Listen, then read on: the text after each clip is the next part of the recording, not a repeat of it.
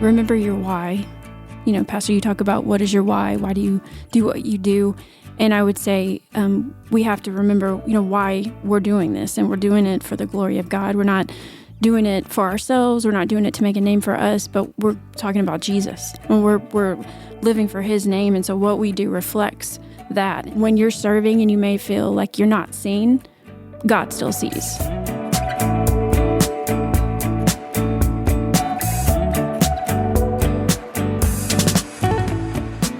Welcome back to Between Sundays. We hope that you are doing amazing today or tonight, wherever you find yourself, whatever time of day. Pastor, do you think people listen just all throughout the day? Oh, man, when they're driving, exercising, bored out of their mind. Bored? I mean, there's just all kinds of different scenarios got people listening. Working out, probably? Working out, yep. Yeah. Mm-hmm. Well, wherever you find yourself listening, we hope it's either going well or it was a great day, one or the other. Absolutely. We're excited about today's episode. We're in the middle of a great series called Behavior Values, and this is week 4, I believe. We're on week 4 of this series. We've got 5 behavior values here at GPC, and so we're excited to be continuing this and talking about a very important topic today. But before we jump into that, Pastor, why don't you just explain behavior values? Maybe someone, they're just now catching up, they're just now listening. This is the first episode that they've listened to. And first of all, we would encourage them to go back and certainly listen to the other episodes. But why don't you just kind of explain what behavior values and what they mean to us here at GPC? Behavior values really are behaviors you wish every leader, every volunteer, every saint, every individual would live out in your church organization. To really help us understand this, it's what we know if we do this right, it's just going to continue to build our culture. It's going to continue to move us to our vision and the things that we're called to do. And these behavior values, again, can be a little bit mystical. They can be sometimes, I wonder if that's what we do.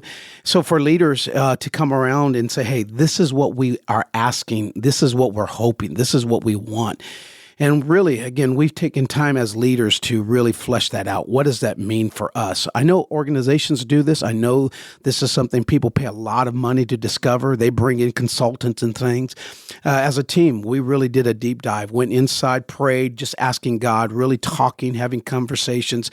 What do we want as a church? What would outlive us? What will make us healthy? What are the behaviors that we wish they would do?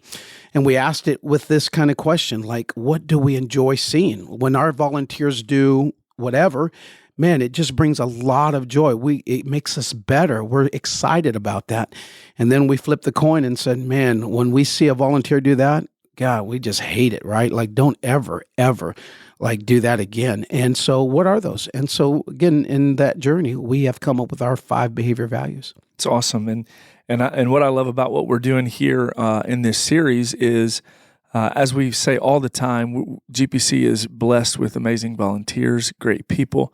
And we decided when we wanted to do this series that it wouldn't just be you and I talking about it, that we would bring in people who are great examples of these behavior values.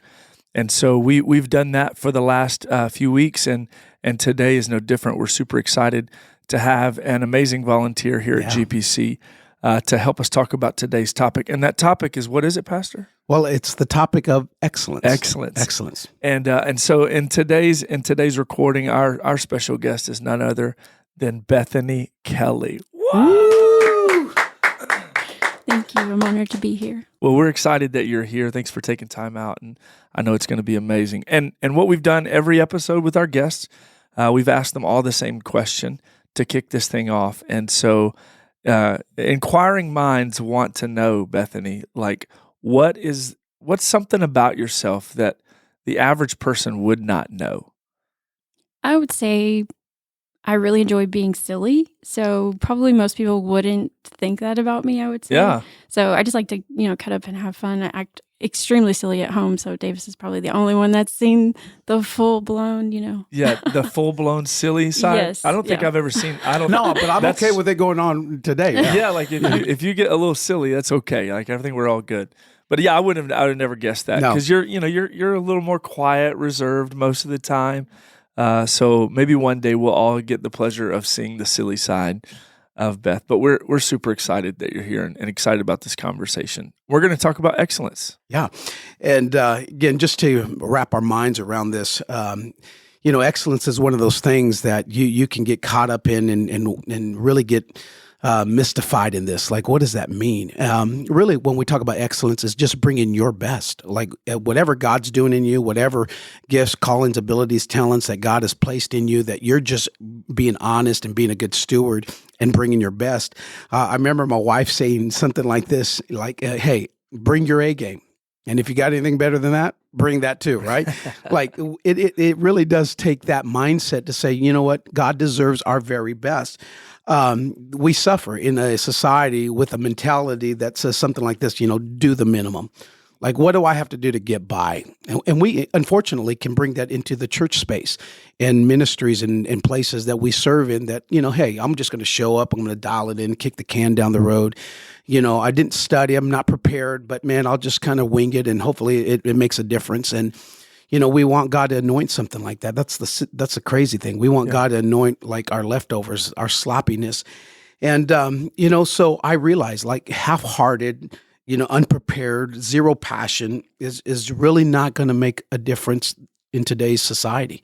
Like nobody pays for average. Nobody shows up just to get bored out of their mind. Right. They are intrigued. It does make a difference when there are leaders and volunteers that step up to the plate, bring their very best to God and say, God, it's my 2 fishes and 5 loaves, but man, if you will anoint it, it is going to make a big, big difference.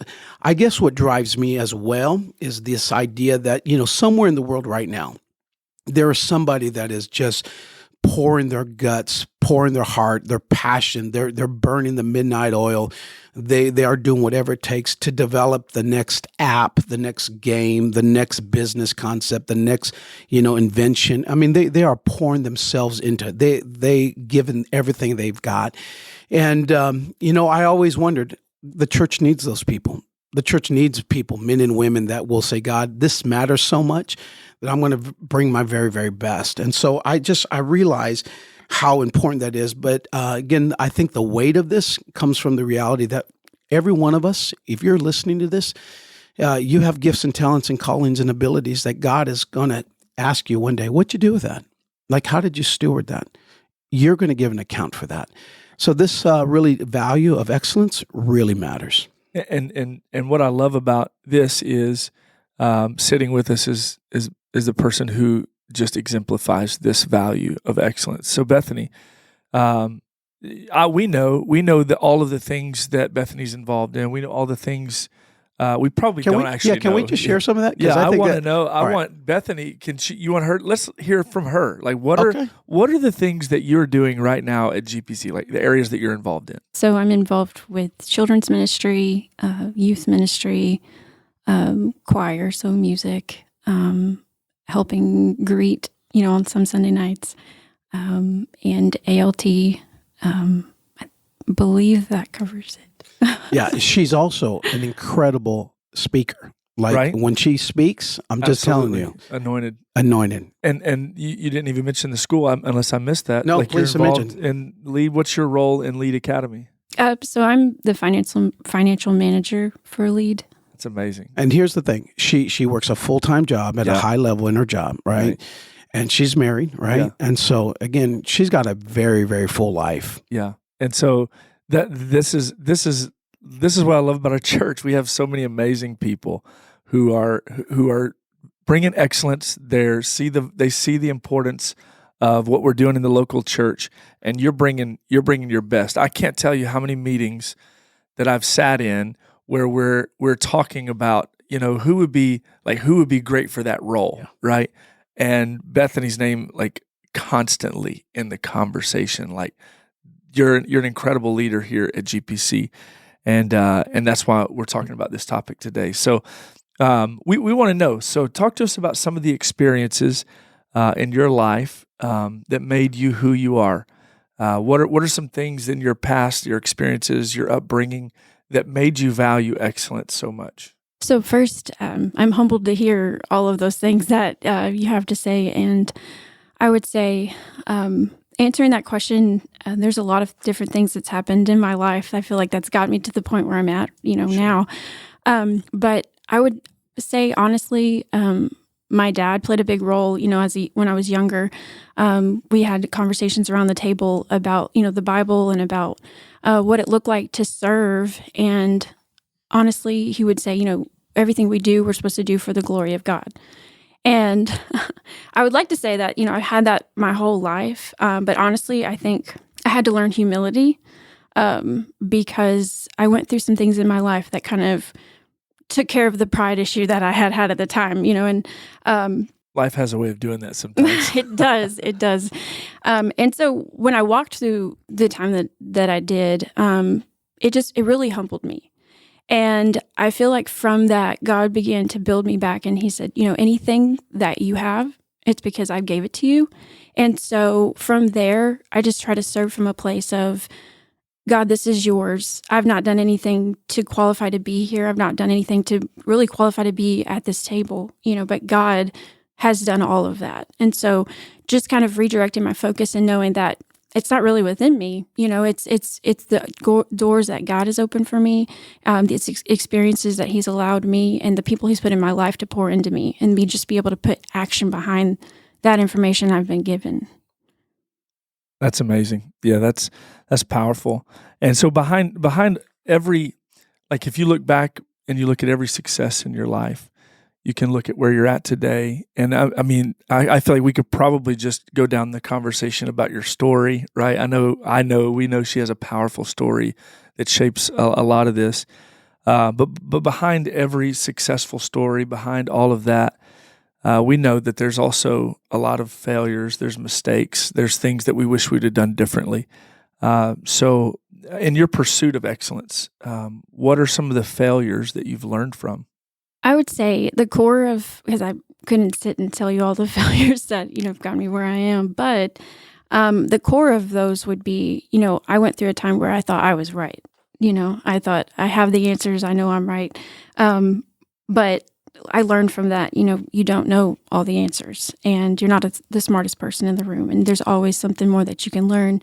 I think I also went through a time where, I tended to place blame, for others instead of like owning up for, hey, I can learn from that. Hey, that was my mistake. And so just learning to take ownership of that. Yeah, that's really huge to me, that somebody would, when you see something go wrong or something, that you're part of the team or responsible, but you just say, hey, that's on me. That's a huge sign of maturity. Again, you keep on demonstrating this over and over.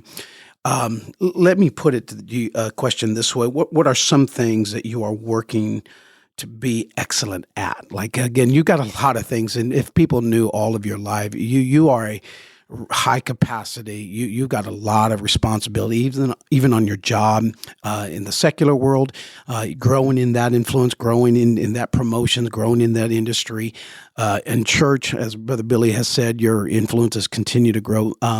So really, what are some things that you are working to really increase that excellence in your life? So I'm honestly working on more effective communication, being able to, connect with people and really explain things in a way that is understandable in conversation, in email, even when I'm teaching. One of the things I felt convicted of, honestly, in one of our classes is, I do first grade and kindergarten. Yeah. And when I was teaching one Sunday, I felt like God was like, did you prepare for this as much as you would have if it had been, hey, speak to the youth, or hey, do this? And, honestly, I thought about it. I was like, okay, God, I know now, like anything you ask me to do, I need to prepare that to that level, no matter what it is. And so I would say, in the communication and being obedient to God, to be honest, there was a Sunday that the choir was singing, and I felt like God told me to do something. And you know how you just kind of, you're like, oh, are you sure? Is that the Lord? Right. Is that me? Yeah. I'm not sure, And the choir's on the platform. We're in probably like the second song, and I felt like God was like, I want you to take a lap. And I was like, this is a Sunday morning, like Wow. maybe It's on a not Sunday night. Right, exactly, And at that moment, like my legs are the heaviest thing in the world, And so I'm like, God, I'm not sure, and even Brother Daigle said, we're going to take a praise break. And I was like, there's your opportunity. You should go right now. This is what you're supposed to do. And honestly, I wish I could say that I did it, but I didn't do it that morning, And what I've learned though, in times like that is God says, hey, I'm going to give you another opportunity. It might be a little bit, because you got to do some work on me getting myself out of the way. But I just want to grow in that because I know when I have obeyed, he does things that you couldn't even imagine, And so he definitely, if he asks me to do something, I know he's going to uphold his end of the deal, so to speak, Can I just share, again, it's your story to tell, but I want our audience to hear this. Our church is in the middle of a capital campaign called the Campaign of Joy. And we just challenged all of our church family to just honor what God's put in your life. You and your husband, newly married, just kind of creating a future, started saving for a home. All right. You want to take the conversation from there? Yes, sir. So we had been saving money up to look for a house. We had been in apartment living for, I think at that point, a little over 2 years. And so we were just kind of saving up and praying, okay, what should we do? What is our next step? And then the Joy campaign happened and we prayed about it. And, I asked Davis, I was like, did God give you a number? And I said, I asked him, did he give you a number? And he's like, well, I think, and our numbers didn't match. And I was like, okay, well, he's like, well, did God ask you something? And I said, well, I feel like he did, but I don't want to say it out loud. I was like, I wanted to know for sure. It wasn't just, a thought, but that this is what God wanted, And so I told him, I said, well, I want you to pray about it. And then let's talk again about it. So we talked again later and he was like, could you just tell me, what did God challenge? And so I told him, I said, well, honestly, I feel like he asked for, and the number was what we had saved up for, specifically for a down payment for our house.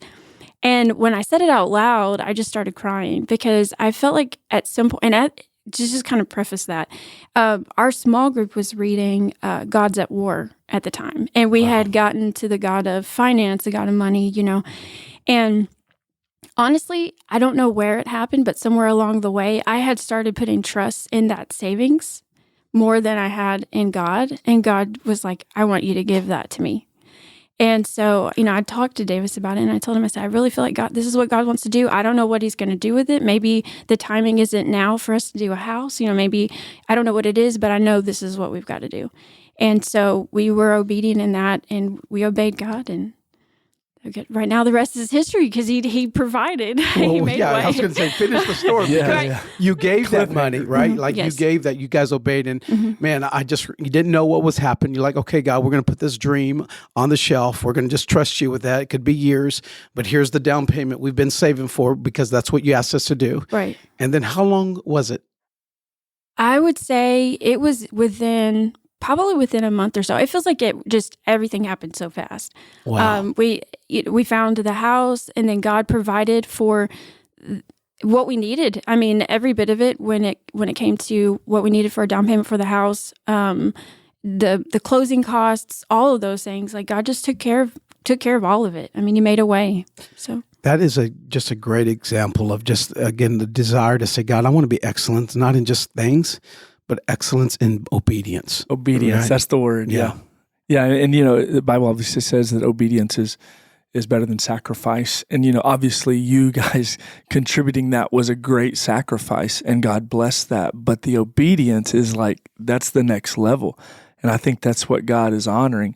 And I do genuinely believe that obedience is even a prerequisite to opportunity, right? Somebody said something about your gifts, your talents can get you into a room, but it's your character that keeps you in the room. And I love that saying.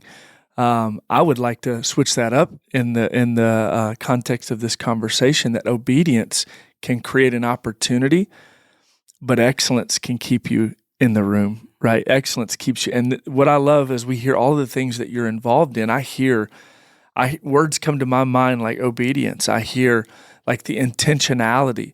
I love the story that you shared about not running, because honestly, I was on the edge of my seat thinking, I don't remember it. I'm thinking she ran the aisle, praise God, but you didn't. And you said something so powerful. You said that God will give you another opportunity, and it may take some time and you said it even in passing, and I think you meant something deeper, that because there's something that needed to happen in you before that next opportunity, there was work that God was doing.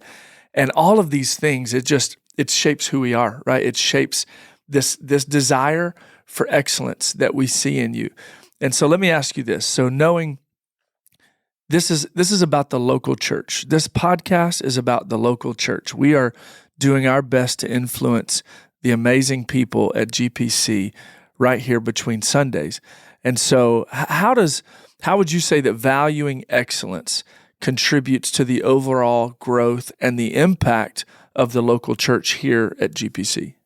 I would say because our church has placed such a high value on excellence, it has developed younger leaders here to really walk in that and to do what they know to do for the glory of God. And so I think of like this past Sunday when we had the picnic, and the games and all of that, and how that was led. And I know like that's led by young leaders, and it's just a reflection of what's been poured into us, and specifically even through like the advancing leadership team and like learning the values of, okay, God's given you these gifts and we're going to give you the platform to use these gifts and then to be able to exercise, doing it for the glory of God.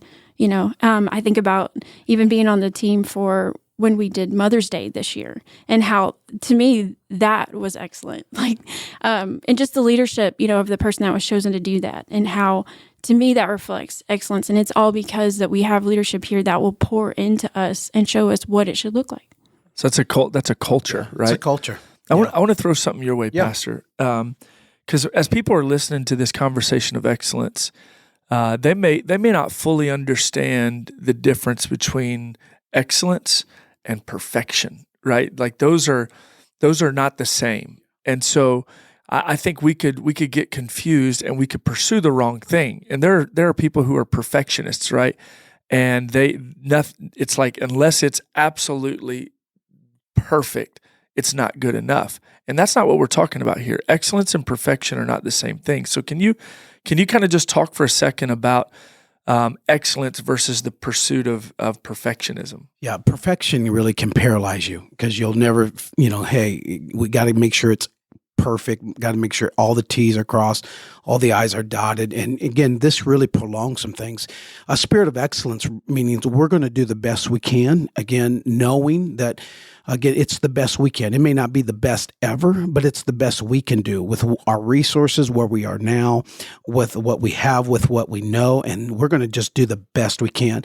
And as you are a steward of that, you continue to learn and grow and develop. And so your next attempt or your next endeavor is now, again, built on what you've done in the past. Again, that spirit of excellence that continues to grow. And you want that. You don't want people, and you don't want leaders, and you don't want events, and you don't want to walk into a church where things are just haphazard and sloppy, and there's stains here, and there's all kinds of things that are wrong, messy, and people don't even see it. It's like a stain in your carpet. Yeah. Eventually, you don't even see the stain in your carpet because you're just used to it now. That happens in the churches all the time. And again, you exude that as a leader, and it's what you allow and what you accept. Like if we accept subpar standards, if we accept people showing up late, if we accept, again, things not being well done, then that becomes the standard. And that's not an excellence that you want to offer. It doesn't inspire, certainly doesn't make people want more. And so I think that the spirit of excellence is like we're just going to be accountable and we're going to do the best we have and can do with what we have. Yeah, I love that you use the word steward, right? It's being a good steward. You brought up the example of her story, her and Davis giving. That's stewardship, right? So there's excellence in that. I would love to know from your perspective too, Pastor, knowing, again, we're talking about GPC and all of the things that we do here. I think of all of the amazing ministries that happen on a weekly basis here. Like you and I probably don't even know the full magnitude of what all it's taking to pull off excellence at this church. but just from your perspective, right? So I would love to hear from you some things that you think, man, this right here is got to be high level of excellence. Like we need this to be at the top of the game of excellence. Yeah. Let me kind of put some context of where this really affected me. So when I was in my home church in San Diego, I remember my pastor, there was this letter that was going out to all the church, okay? And it was on letterhead, and very, very nice, but it's an important letter he's sending out to the entire church family. And when he got done printing, or the printer brought all of these letters, hundreds and hundreds of letters, there was one word that was wrong. Like one word. Oh, no. Okay? Yeah. And again, I never forget, it was not even a thought. He took all of those and just threw them in the trash. Yeah. Right? Out of one word. And again, it really showed me and shaped me like, okay, it matters so much. We want to make sure we get this right. And again, I'm not saying we're like that in every aspect. And again, there's some things we just miss, okay? Just we're not aware of. But when you think of a standard of excellence, like when you drive on this campus should be something that inspires your heart. It should be well-groomed and manicured. Yeah. This should be a place that, again, you're proud to invite guests and your family to show up. You know it's going to be an oasis, really. When you step out of your car, and again, it's a clean space, and you walk into the foyer, there are greeters that are there with a smile and joy in their spirit. They're looking you in the eye. They're so glad that you're here. You sense that energy. You sense the temperature in the room, the sound that you're hearing. You sense all of that. When you walk in here, again, you want people to be disarmed. You want them to feel safe. You want them to feel welcome. And every one of us plays that part. A story, not a story, but a lesson that I learned a long time ago that said something like this: the 10 most important people on a Sunday. The 10 most important people on a Sunday, okay? Well, the preacher, the pastor, was the 10th person. Like before they even hear any words coming out of his mouth, they have already made an opinion about the church. They've already made up their mind whether they would ever come back, either by the person they're sitting by, either by the way they were greeted, either by the people's interaction, maybe their visit to the bathroom. Was it well kept? Was it clean? Did it smell well? Was it, organized? And so all of these things we don't want to take for granted. There is an intentional purpose of why we want things done very, very well, because we realize we probably have 30 to 45 seconds to really make a lasting impressions in someone's spirit that, hey, they care about me. They care about what I'm going through. They care about my experience. And so, again, I believe that the church should have that spirit. Yeah, I love that you just broke it down that way, because a lot of times the most visible ministries tend to get the most attention, about the level of excellence. So, your worship team, they're so visible, right? So if there's not excellence there, it's very well pronounced. It's very visible. But you didn't even mention any of that. You started with the entrance into the parking lot. And I think, to your point, Bethany, it's that type of mentality, that culture that's been and continuing to be created here, to where when somebody pulls into the parking lot and something's off, we all know, we notice it and we pay attention. And is that heaven and hell issue? No, not directly. But if that becomes something that erodes, it's a slow process of erosion, well, the next thing to go could be something that's connected to the next thing, to where now people start to question, well, does this really matter? Do we even care? Because now you got singers who show up unprepared, people who show up 50 minutes late, preachers who don't study and they just walk into the pulpit and wing it. But it all touches, it's all connected. And I feel like, thankfully, we are working hard at creating and maintaining a culture of excellence here at GPC. You've heard me say this, and then I'm going to come to Bethany with a question, but you've heard me say, like, in every interaction, you're either polishing the brand or you're dinging the brand. Yeah. Like, you want a showroom quality feel. You want people to be wowed. You want people to be impressed. Again, and that's our heart. Whether we do that or not, that's up to you, but that's our heart. That's what the spirit of excellence is And anyone that's listening, I pray, Lord, that God would put that desire inside of them. Yeah. You may have a guest sit by you in church. You are so influential in that moment. You making eye contact, you greeting them, you welcoming them, you trying to answer any question that they have. Man, just again is just layering their experience and creating a culture that people want to come back. They want to experience more. And so again, it's because of people like Bethany and her spirit of excellence that again our church continues to thrive and continues to grow. It's not a number we're after; it's a health that we're after. Wow! When we're healthy, we'll leave the growth to God. Right? We just are responsible for us creating a healthy environment of excellence here. So, Bethany, really for those that are listening here and they're volunteers, we're blessed with a lot of great volunteers. What word of encouragement would you give them? What would you tell them to help them embrace this idea, this value, this behavioral value of excellence? Like, what would you tell them in encouraging them to have an excellent spirit? I would say, remember your why. You know, Pastor, you talk about what is your why? Why do you do what you do? And I would say we have to remember, why we're doing this, and we're doing it for the glory of God. We're not doing it for ourselves. We're not doing it to make a name for us, but we're, like you just said, you're polishing the brand, but more than just GPC, but we're talking about Jesus, and we're living for His name. And so what we do reflects that. And so I would say us keeping that in mind, like, I'm not living for myself. I'm living for His glory. I'm living, to affect the people around me. And just to be encouraged, because even when you're serving and you may feel like you're not seen, God still sees. And that may sound cliche, but it's true, and He's the most important one anyway, right? So we're not doing this for anybody else. So I would just say, knowing that God sees exactly where we're at, He sees the things that we're trying to balance, and learning to give yourself grace, knowing like, hey, tomorrow is going to be a new day. I'm going to get up and I'm going to put the best I have and like my loaves and fish, and God's going to bless the rest,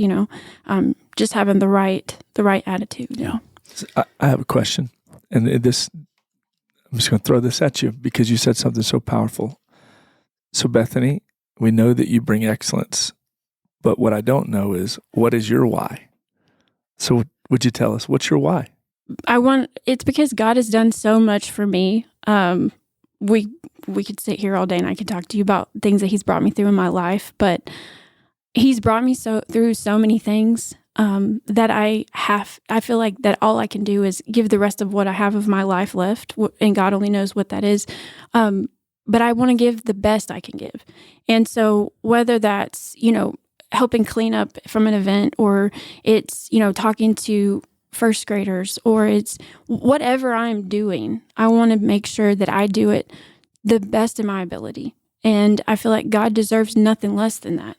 So for me, that would be why He's done so much for me. So good. Yeah, just again, thank you for being a stellar, high-level volunteer. And we're indebted to you. And I want to say thank you. Thank you for just giving God your very best, giving your church your best, and it's making a difference. Every conversation, whenever your name comes up, it's always in a spirit of excellence. It's always with a spirit of just, man, what a great leader you are. And that's a testimony to you and the grace of God in your life. But we are the benefactors of that as a church, and I know so many other people are, and I just want to say thank you. Part of these values is really to make them personal. We wrap them around questions, right? We want people to wrestle with questions. So in this idea of excellence, 2 questions that we kind of brand this value with. Number 1 is, would people say that I am fully engaged in making things better? Like, would people say that? Not your opinion. People often have, these high opinion of themselves. Like, oh yeah, I've always, and I'm not, and they're part-time, half-hearted, but would people, like others would say, like, and you could ask that question to somebody. Here, this may be the challenge that you ask somebody. Would you say that I am really fully engaged in making things better? And whatever that person says, okay, whatever that person says, the only thing you say is thank you. Okay? When you ask that question, the only response you have is thank you. It's not, oh, but let me explain. Yeah. Or did you know? Or I'm in the season. Like, Let people speak into your life. And that's the only way you're going to get better is if you're honest. The second question we ask is, am I doing my best? And this is now internal.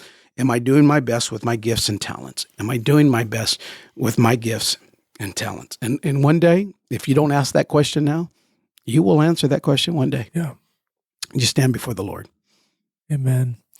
Let's hear about a favorite verse from Bethany. It's been a great honor to have her on the episode. I feel like we should clap one more time. Yeah. Thank you. Yeah. Go ahead. Yeah. Well, no. I was gonna hand it to you because she has a favorite verse, and we always ask for a volunteer's favorite verse, and in this series, we're asking our guests. So tell us about Bethany's favorite verse. Yeah. So Bethany, again, thank you. Thank you for all you do, all the ministries you're involved with, all the teams that you serve on.